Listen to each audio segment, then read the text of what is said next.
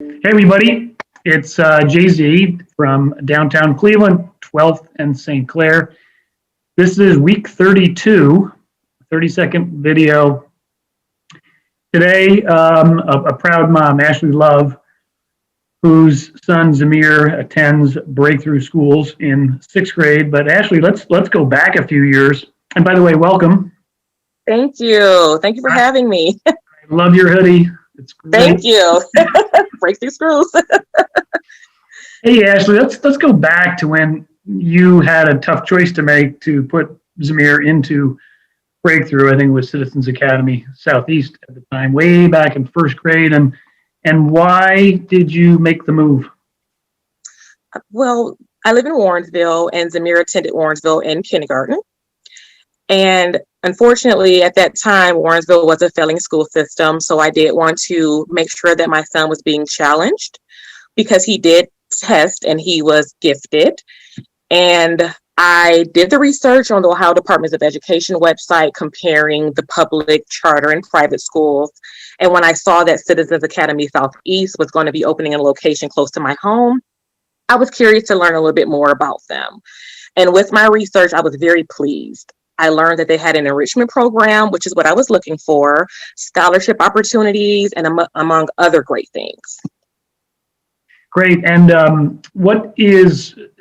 so once you started in there, that was why you sent him there. Once you started in there, how's it been for the last few years? What can you say about your relationship? It has been amazing, from the principal down to the support staff, teachers. Everyone has great communication. Everyone always keeps me in the loop when it comes to Zamir's learning and education. There's always some type of activities and programs going on for the children, which I can greatly appreciate. But their main focus is always about education. Yeah, and communication is so important, isn't it, to the Yes. families and the school and working as a team, to educate our kids. Very much so. And if we take pride in trying our hardest. If we ever fall short, you make sure you call us and tell us. Yeah. So that was grades 1 through 5. All of a sudden, we're in sixth grade, and all of a sudden, we're now remotely learning at home. And what's that like for you, for Zamir, for your family? Tell me about the whole remote learning process. Remote learning, honestly, has been amazing. I believe my son is more focused and has less distractions. I like that he is still able to interact with his peers, but in a controlled environment. I'm very pleased with how the staff has been able to adapt, all while keeping a line of communication open and having office hours available for students and even parents if we are having difficulties. But although remote learning has been a success for my family, I must acknowledge that this is not the same for other families. Yeah, it can be hard, I suppose. I mean, it's almost like we're asking parents and family members to do double duty, Right. And your primary responsibility is to be a great mom, and our job is to try to educate. But I suppose the burden shifts a little bit when he's home all day.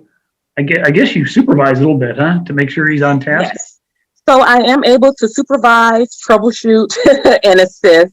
And truthfully, if it wasn't for universities, hospitals, and my department allowing me to work from home, I don't know how I would have been able to do any of it. So thank you, university hospitals and the Department of Pediatrics, Hematology, Oncology. I greatly appreciate it. We are fortunate, you and I are fortunate to be able to work at home, do that. And so many of our families can't do that. And that's why we set up the remote learning centers, which you don't need to take advantage of. Did you get all the equipment you needed from Breakthrough? There's the digital divide. A lot of families don't have PCs, Chromebooks, internet access. How did that go for you guys? So originally, Zamir did have his own Chromebook, and we had internet.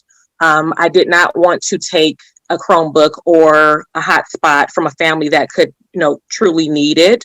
But we did run into a few issues later on, and they were available. No questions asked. I was able to go and pick it up, and I was informed that every student has been accounted for. So that was a wonderful thing. And even with the school supplies, I wanted to make sure that we weren't taking anything that we didn't need, versus parents or families that may need them. And they always say that we always make sure we have enough for every single student and more. So Wow. that was wonderful. Yeah, that's amazing. It's very generous of you to always look out for others first, but we appreciate it. And if you ever need anything, let us know. We have a virtual call center and a hotline, so if you ever run into any glitches, you can call that number, right? And get your questions answered. Yeah, so can you just real quickly, what's it like when Zamir wakes up in the morning? Is he like on the computer right away? Is he actually talking to teachers? Is it all just computers? What's it like? So as soon as Zamir wakes up and after he has his breakfast, he does go and log on to the office hours. So he has that interaction with his homeroom teacher and the other teachers. So, I mean, from the time that he's up, he's on the computer to the time that it's ready for him to go to bed, with him doing homework or just having interactions with his fellow peers. So is he on doing work right now? Yes. Otherwise, I'd ask him to come say hello. I know, another hour. Okay, listen, I'll let you go, but question, any message, as you know, this video will be seen by a lot of people in our community. Some are donors, some are just interested supporters. Any message you have for the people watching this? I do. For the parents, I would say stay positive and strong for your children because they are watching always. We will get through this change. We just have to take it one day at a time. For the students, stay focused and know that we are all very proud of you. For the teachers, the support staff, and leadership, thank you for being able to adapt and work so well under pressure. And I want to just end with saying one of my favorite quotes: the struggle you're in today is developing the strength you need for tomorrow. That's terrific. So Ashley, listen, it's been a pleasure. Thanks for being a great mom. Thanks to Zamir for being a great student. And hopefully we'll all be back in person sometime soon when all this blows over. But in the meantime, let's do the best we can and educate our kids. Right. Education is urgent. Education is urgent. Thank you so much. Thanks, Ashley. Take care. Okay, everybody, listen, I'll see you back here next week, same place, different guest.